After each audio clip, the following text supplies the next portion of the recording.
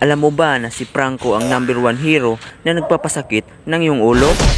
Kaya't simulan mo nang iwasan ang hero si Franco at gumamit ng ibang hero. Kung gusto mo talaga manalo, pwede mo gamitin si Atlas. Oo, si Atlas. Dahil siya lang ang may kakayahan na iset yung invisible na hero. At syempre, di mawawala sa listahan si Tigreal. Siya lang naman ang hero na may maraming freestyle tulad ng is Flicker. Kaya niya mag-Super Saiyan. At lalong kaya niya ipagtanggol yung pagong. Marami siyang combo na pwede mo pagpipilian. At ituturo ko sa iyo ang unang combo. Ito yung pinaka-basic, Flicker is. Tapos yung pangalawa, binaliktad lang, is Flicker. O diba, nakuha yung isa.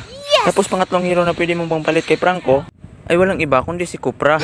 Dahil sa tulong ng mataas niyang kamay, mas madali niyang makuha yung hangin. At kung wala kang napili sa tatlo na pangpalit kay Franco, ay pwede din si Layla. All around tong si Layla, pwede sa Crips.